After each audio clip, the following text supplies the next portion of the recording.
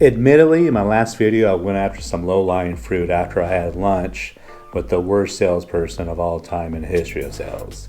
So let's take a little more of a positive spin on this one, and let's talk about the 5 best habits that a salesperson can have in today's business environment.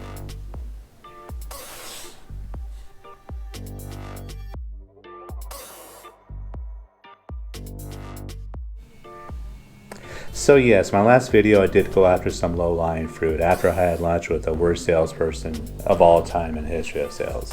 But let's take a more positive spin in this video and let's talk about the 5 best habits that a salesperson can have. And the first habit is the most obvious one. It's honesty. It's honesty and integrity, right? So when you're selling a product or service to a potential client or customer, you need to be honest. It sounds basic, it sounds fundamental, it sounds like it's obvious, but sometimes, admittedly, sometimes you have to admit that sometimes if you're trying to sell or push a product, every once in a while you answer a question that you may not be 100% certain on your answer, and you're just kind of winging it in a little bit, hoping that you're answering it correctly, but you may not be answering it correctly at all. You know what the best thing you can do in that situation is just say, look, I don't know that I have the right answer for you right now, but let me get back to you, whether it's an email or a phone call this next day or maybe later on this afternoon, and I'll give you the right answer. I'll answer your question correctly. See, that way you're setting the precedent that you're going to be a truthful, honest salesperson, and that going forth, this person can rely on you to bring you, an honest answer, right? And before I go any further, what is a salesperson? If you're a small business owner, if you're an entrepreneur, whether you like it or not, you're a salesperson. You sell yourself every day. In every capacity, you sell yourself. And especially as in what this video is talking about, when you sell your products or services, these are the habits that you need to have to be a good salesperson. Whether you like it or not, if you're a small business owner, an entrepreneur, selling or being a good salesperson is a must. And you're going to find great value in the rest of the 4 habits I'm going to bring to you right now. So the second good habit to have for a salesperson, a small business owner, an entrepreneur, is you got to be very educational in your approach. You got to be a good listener, right? I think that when I give a presentation on my services, and by the way, what I do is I sell social media marketing, my services to small business owners. Okay, so as an example, there's a little gnat going on. Let's keep that. We got to be authentic in our videos. There's a little gnat. But anyway, I need to be educational in my approach, because a lot of small business owners, my fellow small business owners, they're fantastic at what they do. You are fantastic at what you do, but you may not know the fundamentals of social media, right? So that's what I do in my approach. When I'm sitting down, across the table, as I'm with you right now, right? I'm going to give that person a very educational my approach is very educational, right? I want to teach about what reach is and what impressions are and what the right metrics we're going to be looking for, the importance of the cost per result, the different objectives for Facebook ads. So I'm very educational in that, from that perspective, and you do not want to over talk in your industry's terms, right? You got to dumb it down. You got to speak in layman's terms, and you got to put yourself in your potential clients' mindset, and from their experience, do they know what all the metrics and the vernacular in your industry are? Probably not. So you got to be educational, you got to be understanding, you got to be empathetic, and come across as somebody who is having more of that approach. And one thing that I always do is I always give 3 or 5 pieces of advice. And if I'm speaking to you, for example, about your social media, I always end my conversation and saying, whatever you do, whether you go with me or somebody else, these are the 3 main things or 5 main things that you really need to do for your social media program. So you got to come from a more of an educational approach and not be too car salesy. Okay, so hopefully the gnats are all gone right now. But the third habit that I really think makes a very good salesperson is that you gotta, instead of always prospecting, always looking for the new client or customer, And this kind of goes back to my previous video, why I thought this guy was like a horrible salesperson, is that he spends half of his day prospecting, looking for new clients, new customers. That's totally wrong. So 80% of your revenue comes from 20% of your clients. So why are you spending half your day always trying to find new customers? That's stupid. I don't know how else to put it. Sorry. I mean, I just don't know how else to put it. I always take the approach that I'm going to roll out new products or services to my existing client base, especially those 20%, roll them out as added value, or, you know, a minimal upsell. You know, if I have a brand new product or service and I want to roll that out, I always roll it out to my existing clients, the people who have taken care of me, the people who help me pay my bills first, right? There's nothing worse than a commercial, and you see it all the time. It's like, if you're a new customer of ours, we want to give you 50% off the first 3 months. Well, what about the customers that have been with you for the last 15 years? Screw them? No, that's a horrible approach. But take care of your existing clients first. You know, learn how to upsell them or just add value to what your existing, you know, subscription is, or your products or your services are.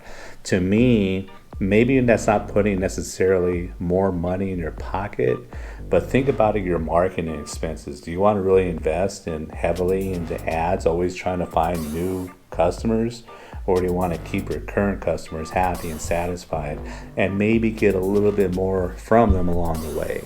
It's much more reasonable on your expenses, and you're keeping your clients happy. And then they tell their buddies and their friends how great you are, and you're taking advantage of that free thing called word of mouth. Keep your current 20% happy. Third habit you should have. The fourth habit you should have is kind of tied into the educational approach, the second habit I talked about. And intertwining it in that is you got to be a good listener. In the educational approach, you got to be the educational habit, you got to be a good listener. And on this one, you got to be a good listener. And this one, it takes a lot of practice. I would recommend practicing what I'm going to talk about in this particular habit. Is I really believe that 80% of the conversation during the sale or the proposal needs to come from your existing client or or your potential client or that potential customer, not you. Let me say that again. 80% of that conversation needs to come from the potential customer and not you. So they're telling you all their needs and their wants. Now, the art in all this is while you're kind of, taking up that 20% of that conversation is asking the right questions, and leading them down a path to where they say, yes, I need your products or services.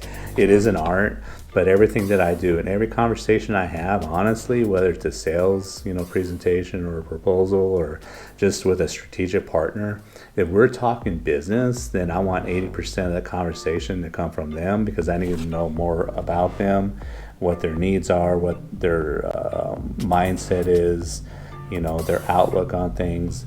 The loudest man in the room is the weakest man in the room. So if you're not the loudest man in the room, that means you're paying attention to other people and listening to their what they want, what they need.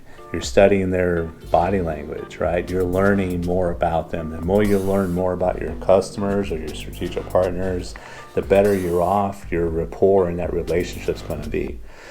Now, when it comes to outside business conversations, I want to dominate the conversation because I know everything there is about baseball, for one. So who else should be talking about baseball than me?